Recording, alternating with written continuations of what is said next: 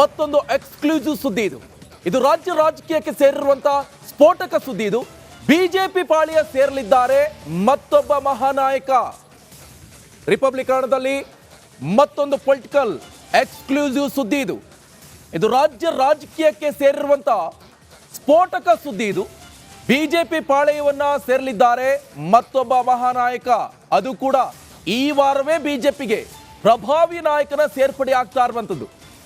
S, ಇವರೇ ನೋಡಿ, ಈ ವಾರವೇ ಜನಾರ್ದನ್ ರೆಡ್ಡಿ ಅಧಿಕೃತವಾಗಿ ಬಿಜೆಪಿಗೆ ಸೇರ್ಪಡೆ ಆಗಲಿದ್ದಾರೆ. ರೆಡ್ಡಿ ಬಿಜೆಪಿ ಹೈಕಮಾಂಡ್ ಸಂಪರ್ಕದಲ್ಲಿ ಇರುವಂಥದ್ದು.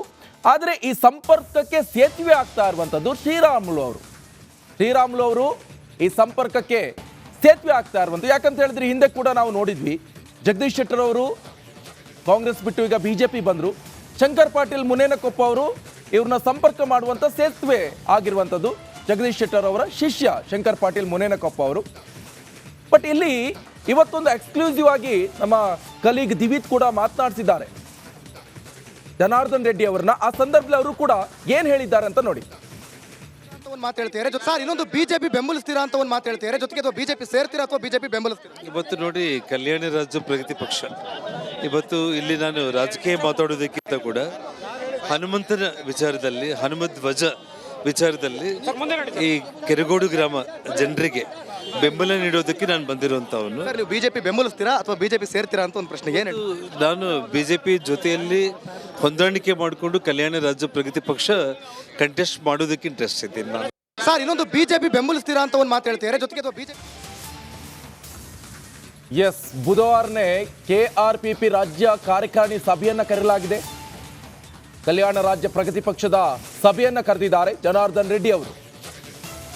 ಬುಧವಾರ ಬೆಳಿಗ್ಗೆ 11 ಗಂಟೆಗೆ ನಡೆಯಲಿರುವಂತಹ ಸಭೆ ಇದು.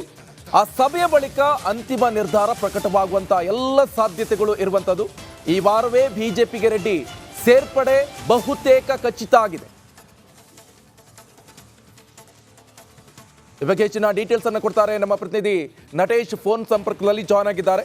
ನಟೇಶ್, ದೆಹಲಿ ಮಟ್ಟದಲ್ಲಿ ಈಗ ಏನೆಲ್ಲ ಬೆಳವಣಿಗೆ ಆಗ್ತಾ ಇರುವಂತದ್ದು ಜನಾರ್ದನ್ ರೆಡ್ಡಿ ಕುರಿತಂತೆ? ಬಿಜೆಪಿಗೆ ಬರ್ತಾರಾ? ಎಸ್ ನಿಕೇಶ್, ರಾಜ್ಯ ರಾಜಕಾರಣದಲ್ಲಿ ಬಹುದೊಡ್ಡ ಸಂಚಲನ ಆಗ್ತಾ ಇದೆ ಅಂತಾನೆ ಹೇಳ್ಬೋದು. ಲೋಕಸಭಾ ಚುನಾವಣೆ ಹತ್ರ ಆಗ್ತಾ ಇದ್ದಂತೆ ಬಿಜೆಪಿ ನಾಯಕರು, ಅದರಲ್ಲೂ ರಾಜ್ಯದಲ್ಲಿ ಹಾಗೂ ಕೇಂದ್ರದಲ್ಲಿ ಎರಡರಲ್ಲೂ ಕೂಡ ಹೈ ಅಲರ್ಟ್ ಆಗ್ತಾ ಇದ್ದಾರೆ ಅಂತಾನೆ ಹೇಳ್ಬೋದು. ಅವರ ಸ್ಟ್ರಾಟಜಿಗಳನ್ನ ಮಾಡ್ತಾ ಇದ್ದಾರೆ ಅಂತಾನೆ ಹೇಳ್ಬೋದು. ಕಳೆದ ವಾರವಷ್ಟೇ ಏನು ಶೆಟ್ಟರ್ ಅವರನ್ನ ಗರ್ವಾಪ್ಸಿ ಅನ್ನೋ ತರ ಬಿಜೆಪಿಗೆ ವಾಪಸ್ ಕರೆಸಿಕೊಳ್ಳುವಂತಹ ಪ್ರಯತ್ನಕ್ಕೆ ಸಫಲರಾಗ್ತಾರೆ. ಇದೀಗ ಮತ್ತೊಮ್ಮೆ ಬಿಜೆಪಿಗೆ ಜನಾರ್ದನ್ ರೆಡ್ಡಿ ಎಂಬ ಬಲಿಷ್ಠ ನಾಯಕರನ್ನ ಕರೆತರೋದಕ್ಕೆ ಎಲ್ಲಾ ರೀತಿಯ ಸಿದ್ಧತೆಗಳನ್ನ ಮಾಡ್ಕೊಂಡಿದ್ದಾರೆ. ಈ ವಾರದಲ್ಲಿ ಅಧಿಕೃತವಾಗಿ ಸೇರ್ಪಡೆಯಾಗುವಂತಹ ಮಾಹಿತಿ ರಿಪಬ್ಲಿಕ್ ಕನ್ನಡಕ್ಕೆ ಎಕ್ಸ್ಕ್ಲೂಸಿವ್ ಆಗಿ ಸಿಗ್ತಾ ಇರ್ತಕ್ಕಂಥದ್ದು. ಈಗಾಗಲೇ ಶ್ರೀರಾಮುಲು ಅವರು ಏನು ದೆಹಲಿಗೆ ಆಗಮಿಸಿದ್ರು, ದೆಹಲಿಗೆ ಅಂದ್ರೆ ಮಧ್ಯಾಹ್ನದ ಸುಮಾರಿಗೆ ದೆಹಲಿಗೆ ಆಗಮಿಸಿದಂತಹ ಶ್ರೀರಾಮುಲು ಅವರು ಅಮಿತ್ ಶಾ ಅವರ ಮನೆಗೆ ಧಾವಿಸ್ತಾರೆ. ಆದ್ರೆ ಅಮಿತ್ ಶಾ ಅವರ ಅಪಾಯಿಂಟ್ಮೆಂಟ್ ಸಿಗದೇ ಇದ್ದ ಕಾರಣ ಇವತ್ತು ಸಂಜೆ ತನಕ ವೆಯ್ಟ್ ಮಾಡಿ ಮತ್ತೆ ವಾಪಸ್ ಆಗಿದ್ದಾರೆ. ಅಂದ್ರೆ ರಾಮುಲು ಅವರು ದೆಹಲಿಯಲ್ಲೇ ಇದ್ದಾರೆ ಎನ್ನುವಂತಹ ಮಾಹಿತಿ ಸಿಗ್ತಾ ಇರ್ತಕ್ಕಂಥದ್ದು.